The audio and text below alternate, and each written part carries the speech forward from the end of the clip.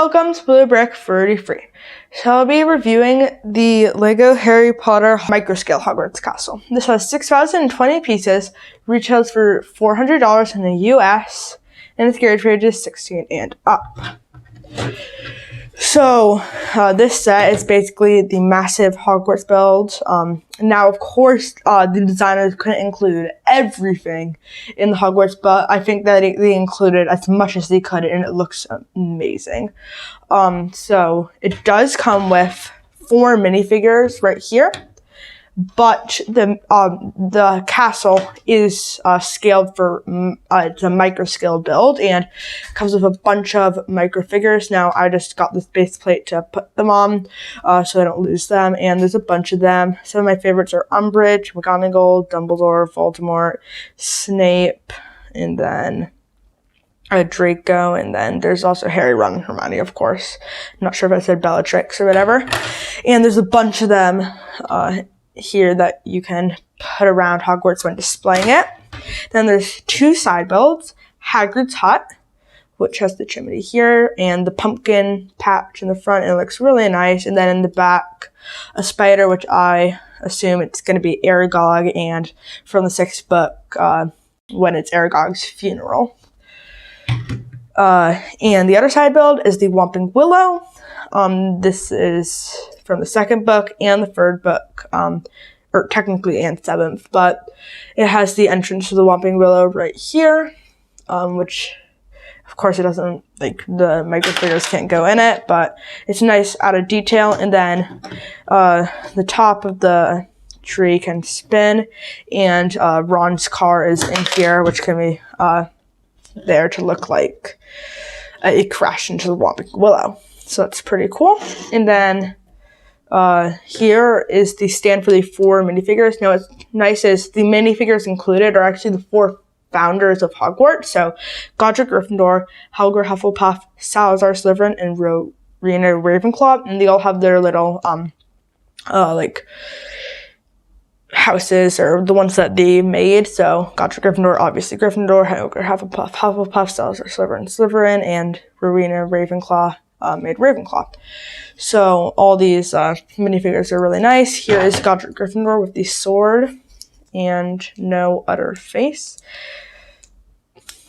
He looks nice. The sword, now the when this was out, Lego hadn't had a sword. Like, this was the best they could do, because they didn't make a sword with like rubies in it, which they did in one of the minifigure packs. So if you have that minifigure that it came with, I would definitely switch it out, because it will probably look a lot better. Here's Helga Hufflepuff, who has her cup, and this is, you know, they each have their special things. So Godric Gryffindor's sword, Helga Hufflepuff's cup, and they all have wands, and Helga Hufflepuff does have another face right there, and this is her regular face.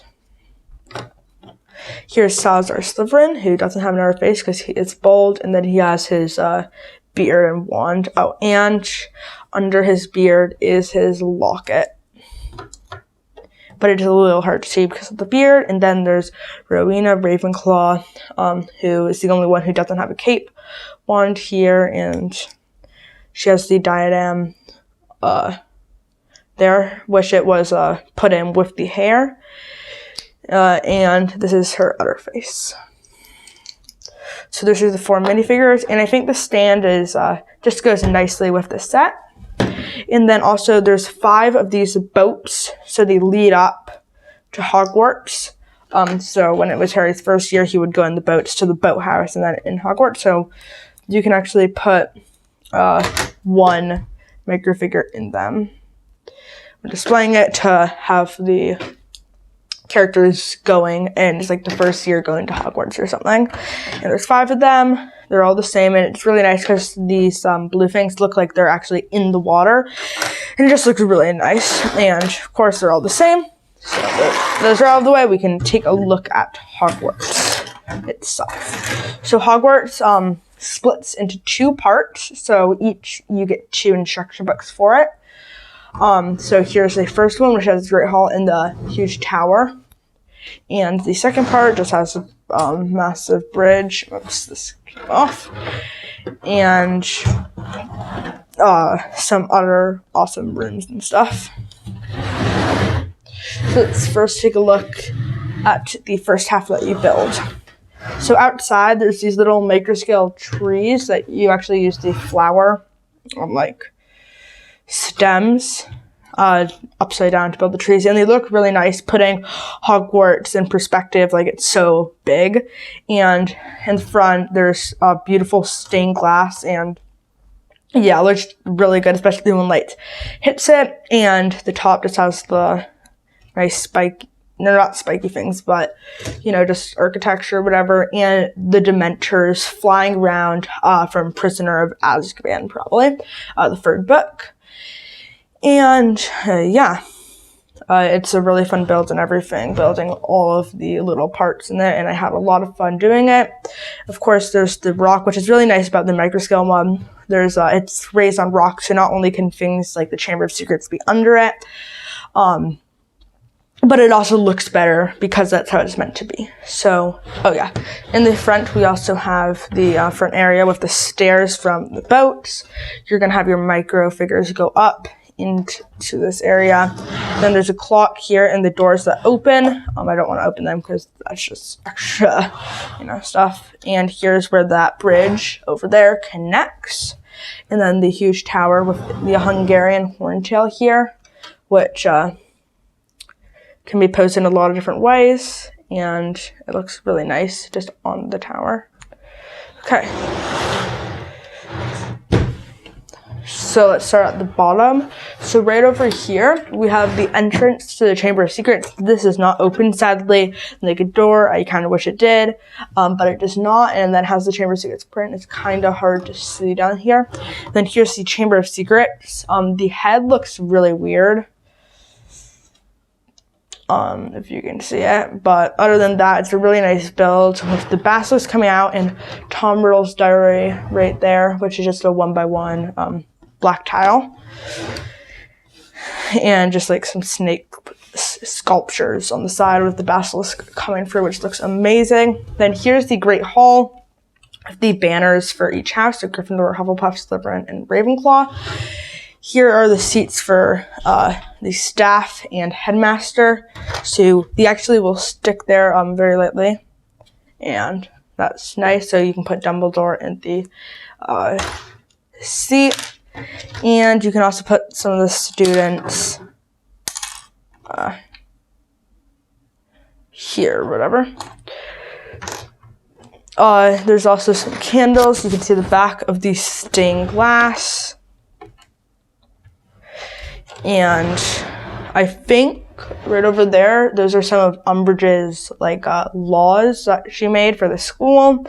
But that's what I think it is. And then that's where you come in from the door. Here is the massive tower. So there's the stairs and a bunch of pictures on it, and they can turn.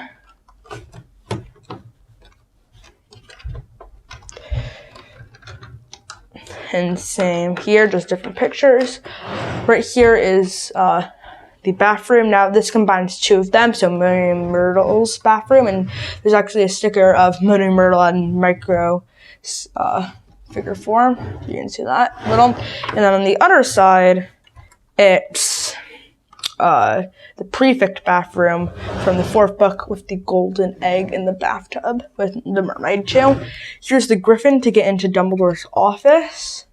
And Dumbledore's office is up here with the tower that goes up very high.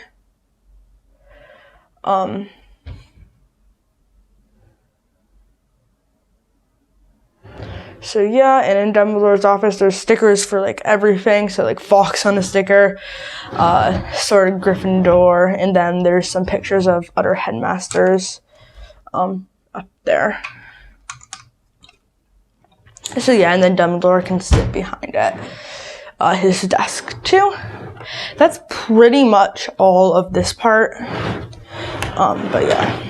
It just looks amazing on display. I think that the microscale is mostly for the build and display function, the microscale castle. So now let's look at the second half. This one is a little bit shorter, but it looks nice with the tower and everything. So there's actually a secret thing when connected. You can't see it from the back, but inside there's the Devil's Snare from the first book, right here, which is really cool. How it's just a little Easter egg, or not Easter egg, but thing that when you pull it apart to carry it or whatever, you get to see Devil's Snare. And it just has, you know, like the plants or whatever in it for the first book. Speaking of the first book, there's a lot of first book references down here. We have the flying keys thing guarding the Sorcerer's Stone, and there's actually a paintbrush used as one of the brooms that they would fly, and then the keys, and then one of them even has the broken wing, but it's really hard to see down here. Here's a chessboard that McGonagall set up, and some of the pieces are like chipped or whatever because they were broken. And here's the final step, the Mirror of Erised with the Sorcerer's Stone. Also, there's trees everywhere too, which looks really nice, just like the other half. And the Mirror of Erised right here. And a tiny bridge that only looks good from the outside because you can't really jump onto it or whatever, so it looks really weird when you're looking from the back, but from the outside it looks really nice. And here's just a hallway that has nothing except for writing in blood from the second book that says, "The Chamber of Secrets has been opened. Enemies of the air beware," which was from the second book, obviously when the Chamber of Secrets was open, and the Chamber of Secrets was in the other part. And also there is the door to the Room of Requirements, and the Room of Requirements is over there, which you'll see in a sec. Here's the Defense Against the Dark Arts classroom. I think this is the Bogart wardrobe, or the wardrobe that had a Bogart in it. Then the desk, some Cornish pixies, and the dinosaur sculpture thing that fell in the movie. And what's also nice about this set is there's references to the book and movie. But here's Umbridge's office, which is one of my favorite parts. There's a lot of stickers in this set, but this one has no stickers, and it just works so nicely. So it's all pink. And there's a light up there. Then the white studs on the back, which are supposed to represent the plates with cat pictures that she has in her office, and then her chair, and then the student's little chair, which the desk there, it looks just really nice. And I love this little part in the set, and it's a nice inclusion. And over here, let's start at the bottom, there's the potions classroom. So they all have little potions for microscale potions, which look really nice. But then there's also one huge one, which is like a hot tub of them or whatever. So that's a little funny. And then over here is the Room of Requirements. This is not the one from the 5th book. This is one from the 6th and 7th book with the Vanishing Cabinet, and then just a bunch of random objects. I wish they had put the diadem here, but I can't. They didn't, so that's a little unfortunate. And I think that would have been a nice inclusion. They could have just put a tiny sticker on, just like a brick or something. And up here, there's the library, just a tiny library, so it could just be the restricted section or just a part of the library. And there's chairs and just some books out and everything. And there's also the doors here, which will open to let some light in, and the stained glass coming through from here. And then the Gryffindor common room over here, which has this fire, and then some chairs or couches, and the fat lady over here, who's actually on the opposite side of the fire, so you'd walk in through the fire. Obviously that's not how it is in the book and movie, but they had to include that, so they included it in a nice way there. And here's the bridge, which looks really nice going there, and you can place your microfigures going along the bridge to over here to go to the library or whatever. And there's the stained glass outside just right here. Looks really nice, and the top has 4 colors there. It just looks really good, and especially with the turrets or towers or whatever. And then you connect it all, and there's no pins, it's like axles, so it just connects really loosely and you can't pick it up all together. So you're just going to connect it like that. And it looks amazing when on display. I absolutely love this set. It's one, or if not my favorite Harry Potter set. It just looks amazing on display, and it was such a fun build. yeah, I hope you enjoyed this video and subscribe so you don't miss any more Harry Potter reviews like this. And bye!